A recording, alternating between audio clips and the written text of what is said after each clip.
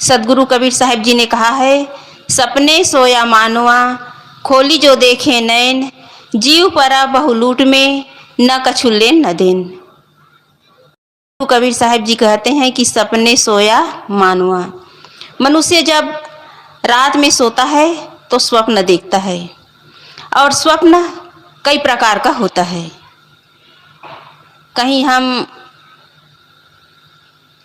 किसी के विवाह में शामिल होते हैं, कभी हमारी मृत्यु हो जाती है, कभी हम जंगली जानवरों द्वारा खदेड़े जाते हैं, कभी हम पानी समुद्र में या नदी में तैरते रहते हैं। कई तरह के स्वप्न देखते हैं, कभी हम राजा बन जाते हैं, कभी भिखारी बन जाते हैं, कई तरह के स्वप्न देखते हैं। लेकिन जब नींद खुलती है तो वो स्वप्न केवल स्वप्न ही रह जाता है। इसी प्रकार ये हमारा जीवन भी है, ये जीवन भी एक स्वप्न की भांति है। जैसे ही आंख बंद हुई कि सब कुछ छूट जाएगा, सब कुछ खो जाएगा। मनुष्य अपने जीवन में दो तरह के स्वप्न देखता है, एक बंद आंख का स्वप्न और एक खुली आंख का स्वप्न। बंद आंख का स्वप्न घंटा भर का होता है, 2 घंटे का होता है, ज़्यादा हुआ तो आधी रात तक का स्वप्न होता है, या उससे ज़्यादा हुआ तो रात भर का स्वप्न होता है। ये बंद आँख का स्वप्न है। लेकिन खुली आँख का स्वप्न जीवन भर का होता है। जीवन भर देखते देखते ये स्वप्न कभी अपना नहीं होता। बीवी बच्चे, पुत्र परिवार, जमीन जायदाद, मान सम्मान, पद प्रतिष्ठा, ये सब क्या है? ये स्वप्न ही तो है। एक दिन ये सब कुछ छूट जाएगा। लेकिन मनुष्य इसी में मोह करके केवल अपना बंधन बना रहा है। हर मनुष्य जानता है कि संसार में मनुष्य खाली हाथ आता है और हाथ पसारे जाता है। मुट्ठी बांधे आया जगत में हाथ पसारे जाएगा। लेकिन मोहवश, आसक्तिवश प्राणी और पदार्थ में वह चिपका रहता है, और यही बंधन का कारण है, यही दुख का कारण है। हम जीवन भर केवल स्वप्न देखते रहते हैं, और इसी के कारण यह जीव केवल दुख ही भोग रहा है। अंत में मिलता क्या है? कुछ नहीं मिलता। हम स्वप्न क्यों देखते हैं? क्योंकि हम जो देखे, सुने और भोगे रहते हैं, उसी की दमित वासनाएं अंदर दबी रहती है। और जब रात में हम सोते हैं तो यही दमित वासनाएं स्वप्न बनकर वे हमारे सामने प्रकट होते हैं। यही स्वप्न है। जो देखे, सुने, भोगे हुए की जो दमित वासनाएं हैं, यही स्वप्न है, और इसी को हम स्वप्न में देखते हैं। लेकिन ये सब क्या है? झूठा है। इसमें सच्चाई कुछ भी नहीं है। इसलिए साहब कहते हैं कि सपने सोया मानवा खोली जो देखे नैन। साहब कहते हैं कि आँख खोल करके देखो, जागो, कब तक मुँह में सोए रहोगे? जागो लोगो, मत सोओ, मत करो नींद से प्यार, जैसा सपना रैन का वैसा यह संसार। यह संसार स्वप्न के समान ही है। इसके अलावा इसमें सत्य और सार कुछ भी नहीं है। सब छूटेगा, शरीर छूटेगा, धन छूटेगा, पुत्र परिवार छूटेगा, सब छूटेगा। लेकिन मोहवश हम इसमें चिपके हुए हैं, सत्य को समझ नहीं पा रहे हैं। एक घटना है, एक राजा था, उसका विशाल साम्राज्य था, और उसका एक राजकुमार था, एक ही बेटा था। राजकुमार की तबीयत खराब हुई। तबीयत इतनी बिगड़ी कि हकीम भी आए, लेकिन वैद्य और हकीम ने राजा साहब से कह दिया कि राजा साहब, राजकुमार मौत के कगार पर है। राजा साहब वैद्य और हकीमों के सामने हाथ जोड़कर खड़े हुए, कहे कि किसी भी तरह राजकुमार को बचा लो। वैद्य और हकीमों ने कहा कि राजन, हम रोग का इलाज कर सकते हैं, लेकिन मौत का नहीं। राजकुमार मौत के करीब हैं। राजा साहब और रानी रात भर बेटे के सिरहाने पर बैठे हुए थे। सुबह के 4 बजे ठंडी हवा चली।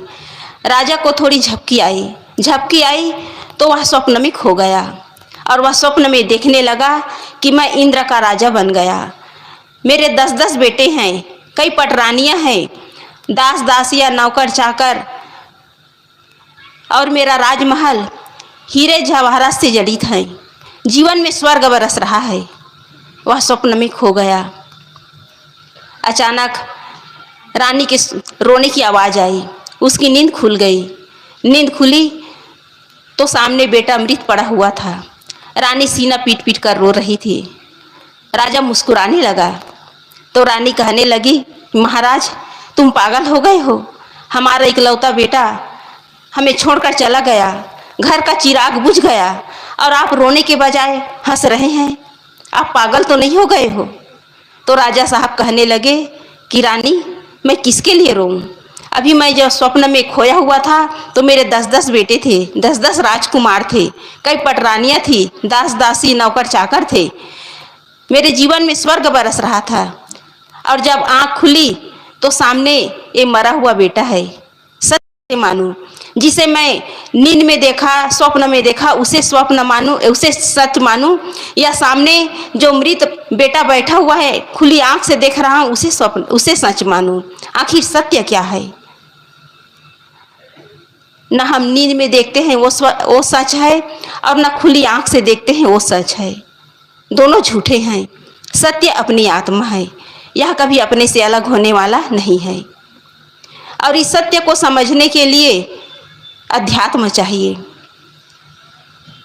मन को ऊपर उठाने के लिए अध्यात्म चाहिए, मंत्र चाहिए, और वो मंत्र है अपने जीवन में अपने मन को साधना। और वो मंत्र मिलता है संत गुरु से। लेकिन उस मंत्र का हम सदुपयोग नहीं करते। हम केवल विषयों की ओर दौड़ते हैं और दौड़ते दौड़ते अंत में हम थक जाते हैं, हाथ कुछ नहीं आता। इसलिए चाहिए हम सत्य को समझें कि आज तक खुली आँख का स्वप्न देखते देखते हमें मिला क्या। रामायण का एक प्रसंग है। रावण ने कुंभकर्ण से प्रश्न किया कि कुंभकर्ण तुम 6 माह तक सोए रहते हो और 6 माह तक जागते हो, तुमने सोकर क्या पाया? रावण ने कुंभकर्ण से प्रश्न किया कि तुमने सोकर क्या पाया? तो कुंभकर्ण ने कहा कि ज्येष्ठ भ्राताश्री, मैं आपके प्रश्न का उत्तर जरूर दूंगा, लेकिन पहले आप मेरे प्रश्न का जवाब दीजिए। कुंभकर्ण ने कहा कि ज्येष्ठ भ्राताश्री, मैं आपके प्रश्न का उत्तर जरूर दूंगा, लेकिन पहले आप मेरे प्रश्न का जवाब दीजिए। कुंभकर्ण ने कहा कि ज्येष्ठ भ्राताश्री, मैंने सोकर खोया क्या और आपने जागकर पाया क्या?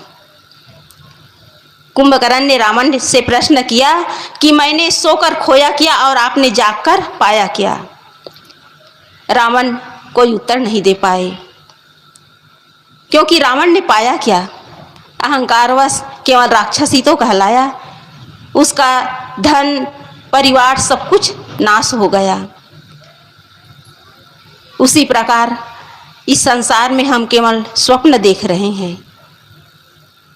मान सम्मान, पद प्रतिष्ठा, न जाने क्या क्या सपने संजो रहे हैं, लेकिन अंत में मिलेगा क्या? कुछ नहीं मिलेगा। सब कुछ यहीं धरा का धरा रह जाएगा। बच्चा जब पढ़ता लिखता है तो सोचता है कि मैं डिग्री प्राप्त करके अच्छी नौकरी करूँगा, पैसा कमाऊँगा, परिवार बसाऊँगा। फिर परिवार बसाने के बाद पुत्र परिवार के लिए, उसके विस्तार के लिए सोचता है, और सोचते सोचते उसका अमूल्य समय जो कल्याण के लिए मिला हुआ है हाथ से निकल जाता है। और यही दौड़ तो हर मनुष्य दौड़ रहा है, इसी के पीछे दौड़ रहा है, नाम के पीछे, लिबास के पीछे और मकान के पीछे। मनुष्य इस संसार में जब जन्म लेता है तो नंगे बदन जन्म लेता है, और इस संसार से जब विदा होता है तो उसके शरीर पर केवल कफन ही रहता है। नंगे बदन और कफन के बीच का जो जीवन है, उसी के लिए इतना आदमी क्या क्या नहीं करता, क्या क्या कारनामे नहीं करता। अंत में क्या मिलता है? केवल कफन ही मिलता है। इसलिए हम नाम के पीछे, लिबास के पीछे और अपने ऊंचे आवाज़ के पीछे न भागे, क्योंकि मरने के बाद नाम के पीछे स्वर्गी लग जाता है। आवाज़ शमशान में बदल जाता है और लिबास कफन में। आखिर मिला क्या? कुछ भी नहीं मिला। इस सपनवत संसार में अपना कुछ भी नहीं है, लेकिन आज मन की कल्पना में हम अपने जीवन को खो रहे हैं। इतना कमा लूँगा, इतना बटोर लूँगा, लेकिन ये सब छूटेगा। इसलिए मन के मनोराज से हम ऊपर उठे, मन की कल्पनाओं में न बहें, बल्कि मन को साधने का काम करें, मन को हम नियंत्रित करें। ये मन ही हमें संसार से बांध के रखा है। यदि मन को हम साध लिए, मन को नियंत्रित कर लिए, तो हम इस संसार से पीठ दे करके मोक्ष का काम, कल्याण का काम कर सकते हैं। राजा भर्तृहरि अपनी पत्नी पिंगला में कितने आसक्त थे। उसके आसक्तवश वो राजकाज का कार्य भी नहीं देखते थे, लेकिन जब उसे पता चला कि उसकी पत्नी पिंगला धोखेबाज है, एक ही झटके में सब कुछ छोड़ दिया, सब कुछ त्याग दिया। वैसे ये संसार केवल एक धोखा है जिसमें हम जी रहे हैं, जिसमें हम धोखा खा रहे हैं, इसके अलावा कुछ भी नहीं है। इसलिए हम मन से पकड़े हुए हैं, मन से माने हुए हैं, मेरा है सब मुड़ जन्म भर करता, एक दिन मिट्टी के नीचे पड़ा पड़ा या सड़ता। एक दिन यह मिट्टी के नीचे शरीर दब जाएगा, सड़ जाएगा, पांचों तत्वों में विलीन हो जाएगा, लेकिन अपना माना हुआ अपने साथ में कभी जाने वाला नहीं है। इसलिए यहाँ अपना न माने, अपना मानकर ही तो हम दुख भोग रहे हैं। कैसे दुख मिलता है? एक घटना है कि एक दुकान में आग लग गई, और आग लगी तो पास पड़ोस वाले चिल्लाने लगे। अब चिल्लाने की आवाज़ सुनकर जिसकी दुकान थी उसका घर थोड़ा दूर था, तो वहाँ तक की आवाज़ खबर गई। तो दुकान का जो मालिक था, मुखिया था, बुजुर्ग, वो आया और देखा कि दुकान धू धू करके जल रहा है, पूरा सामान जल रहा है। वह सीना पीट पीट कर रोने लगा। बगल में उसका एक पड़ोसी आया, कहने लगा कि तुम रो क्यों रहे हो? तो कहा कि मेरी दुकान में आग लग गई, पूरा सामान जल रहा है, मेरी जीवन भर की कमाई पूरी जल रही है, और तुम कह रहे क्यों रो रहे हो? तो उसने कहा कि इस दुकान को तुम्हारा जो बेटा है वो बेच चुका है, ये दुकान बिक गई है, तुम रो क्यों रहे हो? अब वह हंसने लगा। फिर उसी समय उसका बेटा आया। उसके बेटे ने कहा कि पिताजी, दुकान जल रही है और तुम हंस रहे हो, तुम्हें दुख नहीं हो रहा है? तो कहा कि बेटा, तुम तो इसे बेच चुके हो क्या? उसके बेटे ने कहा कि पिताजी, अभी केवल बातें चल रही हैं, बातें हो रही है, अभी बिका नहीं है। फिर वह व्यक्ति फूट फूट कर रोने लगा। तो हम मन से माने हुए हैं कि मेरा है। जिस दिन हम अपना मानना छोड़ देंगे, उस दिन दुखी समाप्त हो जाएगा। इसलिए हम मन को समझे। मन ही बंधन और मोक्ष का कारण है। मन एवं मनुष्य नाम कारणम बंध मोक्षो। मन से हम बंधे हुए हैं, और यदि हम मन से अपने इन गांठों को खोल दें, मन को हम अपने वश में कर लिए, तो वही ये जीव जो है मोक्ष दशा को प्राप्त कर लेता है। इस तरह हम मन से माने हुए हैं, मन से बंधे हुए हैं। ये पत्नी है, पति है, माता है, पिता है, मेरा इतना जमीन है, मैं इतने संपत्ति का मालिक हूँ, पद है, प्रतिष्ठा है, ये सब हम मन से माने हुए हैं। जिस दिन ये सब कुछ छूट जाएगा, उस दिन सब शून्य हो जाएगा, और होना ही है, ये वास्तविकता है। जब हम रात में सोते हैं तो नींद को छोटी मृत्यु कहा गया है। जब सोते हैं तो सब कुछ भूल जाते हैं, पति पत्नी, मित्र, शत्रु, अपना पराया सब भूल जाते हैं, कुछ भी, किसी भी चीज़ का हमें भान नहीं रहता। उसी प्रकार ये मृत्यु भी बड़ी नींद है। जब सोते हैं तो सब छूट जाता है, और जब हमारी आँख खुलती है, कहते हैं कि जब आदमी मरता है तो और उसकी आँख खुलती है तो दूसरी जगह आँख खुलती है, उसका ड्रेस और एड्रेस दोनों बदल जाता है। मोक्ष का काम नहीं किए तो इस संसार में फिर आना पड़ेगा, और आना पड़ेगा तो ड्रेस और एड्रेस दोनों बदल जाता है। ड्रेस क्या है? ये शरीर, और ये ड्रेस मकान। जहाँ हम मृत्यु की नींद में सोते हैं तो आँख दूसरी जगह खुलती है, हमारा जन्म दूसरी जगह होता है, हमारा सब कुछ बदलता है। इसलिए इस परिवर्तनशील संसार में कुछ भी चीज़ एक रस रहने वाला नहीं है। इसलिए हम अपने मन को साधने का काम करें, मन को नियंत्रित करने का काम करें। जैसे घर में जब बिजली की फिटिंग होती है तो उसमें कई प्रकार के बटन होते हैं। ट्यूबलाइट, टीवी, पंखा, कूलर, फ्रिज, कई प्रकार के बटन होते हैं। लेकिन वो बटन कब काम करता है? जब मेन स्विच चालू हो। मेन स्विच यदि बंद हो तो ये बटन काम करना बंद कर देती है, बटन काम करता ही नहीं। उसी प्रकार ये मन भी मेन स्विच है। ये मन जब तक चालू है तब तक इंद्रियां काम करती है, इंद्रियां गलत दिशा में काम करती है। और यदि मन को हम साध लिए तो इंद्रियां अपने आप सध जाती हैं, इंद्रियां अपने आप कंट्रोल में हो जाती है। इसलिए मुख्य क्या है? अपने मन को साधना। इस मन को साध लिए तो हमारा जीवन चमन बन जाएगा, हम मोक्ष दशा को प्राप्त कर लेंगे। इसलिए अपना माना हुआ सब कुछ एक दिन छूट जाएगा, कुछ भी साथ जाने वाला नहीं है। जब बच्चा जन्म लेता है तो उसे नहलाता कौन है? जो दाई होती है वो नहलाती है। नाम दूसरे लोग धराते हैं, शिक्षा दूसरे से ही मिलता है, नौकरी दूसरे लोग ही देते हैं, मान सम्मान दूसरों से ही मिलता है। और अंतिम में जब हमारा शरीर छूट जाता है तो दूसरे लोग कंधे पर उठाकर शमशान घाट ले जाते हैं और वहाँ हमारा अंतिम स्नान भी दूसरे लोग कराते हैं और अपना कमाया हुआ धन बांट लेते हैं। अपना यहाँ क्या है? कुछ भी नहीं है। इसलिए कहा गया है कि क्यों करते हो गुरूर 4 दिन के ठाट पर, मुट्ठी खाली रह जाएगी जब पहुँचोगे घाट पर। जब शमशान घाट में पहुँचेंगे तो वहाँ केवल हमारा यह शरीर या तो दफना दिया जाएगा, जला दिया जाएगा, तो केवल राख में ही तब्दील होगा और कुछ नहीं बचेगा।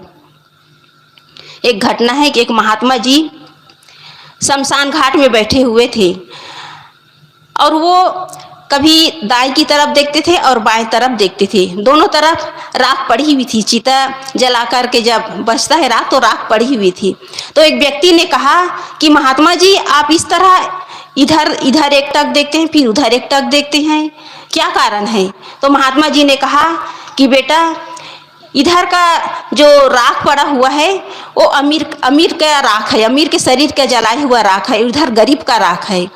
गरीब व्यक्ति जीवन भर नमक और रोटी खाया है और अमीर व्यक्ति काजू किशमिश मेवा मिष्ठान खाया है, लेकिन दोनों के राख में कोई फर्क नहीं है। लेकिन आदमी अहंकार क्यों करता है? किसका अहंकार करता है? क्या रहेगा, क्या जाएगा हमारे साथ में? इस संसार में अहंकार करने लायक कुछ भी चीज़ नहीं है, लेकिन मनुष्य मूढ़वश अहंकार करके मोह करके अपने कर्म बंधन को और मजबूत बनाता है।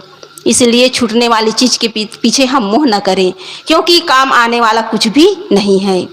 एक दौलतमंद इंसान अपने अंतिम समय में अपने बेटे के लिए वसीयत लिखा और वसीयत में अंतिम में लिखा था कि बेटा जब मेरी अंतिम यात्रा निकले तो ये फटे हुए मोजे मेरे पैरों में पहना देना।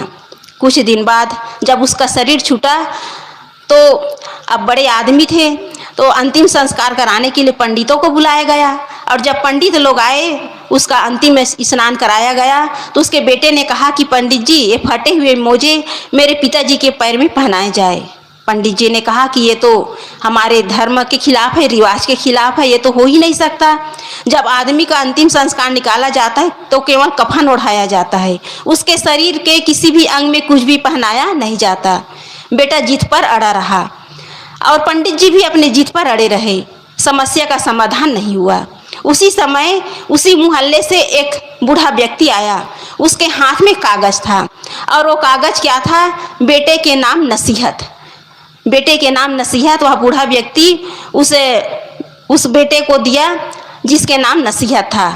उसका बेटा जो है उस कागज को खोला और उसमें लिखा हुआ था कि बेटा मेरे पास अपार संपत्ति है, मोटर गाड़ी नौकर चाकर बंगला सब कुछ है, बड़े फार्म हाउस है, फिर भी फटे हुए मोजे मैं अपने साथ नहीं ले जा सकता। ये जीवन की सच्चाई है। बेटा तुम्हारी भी मौत आएगी, तुम भी इस संसार से विदा होगे, लेकिन धन कमाना, धन के पीछे किसी को दुख मत देना, धन को धर्म में लगाना, अधर्म की तरफ कभी कदम मत बढ़ाना। उसमें नसीहत में लिखा हुआ था। तो इस तरह अंतिम में हमारा कुछ भी साथ जाने वाला नहीं है। इसलिए सदगुरु कबीर साहब जी कहते हैं कि सपने सोया मानवा, खोली जो देखे नैन, जीव पर बहुलूट में न कछु लेन न देन। इस संसार में हम अपना मान करके केवल दुख भोग रहे हैं, क्लेश में पड़े हुए हैं, जबकि लेना देना कुछ भी नहीं है। इसलिए सदगुरु कबीर साहब जी ने कहा है, सुमिरन करहु राम का, काल गए हैं केस, न जाने कब मारी है, क्या घर क्या परदेश। साहब कहते हैं कि सपनवत संसार में अपना कुछ भी नहीं है, अपना कुछ है केवल अपना आपा, अपना आत्मस्वरूप, अपनी आत्मा रूपी परमात्मा। उस राम का, उस परमात्मा का सुमिरन कर लो, स्मरण कर बोलो, उसमें स्थित होने का काम कर लो। यही अपना सब कुछ है, बाकी सब छूटने वाला है। इसलिए हम अपने आत्मा रूपी परमात्मा का सुमिरन कर ले, उसका स्मरण कर ले, उसमें स्थित होने का काम कर ले। माया मोह को त्याग कर, विषयों के प्रति अनासक्त होकर हम अपने आत्मा की ओर केंद्रित होने का काम करें। यही असली काम है। काल हमारी चोटी को पकड़े हुए हैं, पता नहीं किस स्थिति में कब मौत आए, इसका कोई ठिकाना नहीं है। इसलिए हर क्षण हर पल हमारे अंदर अपने आत्मा रूपी परमात्मा का सुमिरन होना चाहिए, उसका भजन होना चाहिए, तभी हम आत्मा कल्याण का काम कर सकते हैं। लोग खाते खाते इस संसार से चले जाते हैं, सोए सोए इस संसार से चले जाते हैं, ऑफिस के लिए निकलते हैं, रास्ते में एक्सीडेंट होता है, इस संसार से चले जाते हैं। कोई बिस्तर पर सोने के लिए जाते ही रहते हैं कि उसकी मृत्यु हो जाती है। कोई बेटे की शादी कर रहा है, उसी समय चल बसते हैं। किसी की शादी होती है, शादी होते होते इस संसार से चले जाते हैं। गृहस्थ जीवन क्या है समझ वो भोग नहीं पाते, उसे जी नहीं पाते। इसलिए जीवन का कोई ठिकाना नहीं है, कब किस स्थिति में हम मौत की नींद में सो जाए, इसका कोई ठिकाना नहीं, इसकी कोई गारंटी नहीं है। मौत तो निश्चित है, लेकिन समय को हम नहीं जानते। इसलिए हर समय हर क्षण हम अपने आत्मा रूपी परमात्मा का स्मरण करते रहें, संत गुरुजनों का स्मरण, उसका सुमिरन, उसकी भक्ति करते रहें, तो हमारा जीवन कल्याण की ओर अग्रसर होगा और हम मुक्ति के सहभागी बन सकते हैं। बस इतना ही कहकर मैं अपनी वाणी को विराम देती हूँ। बोलिए सद्गुरुदेव की जय।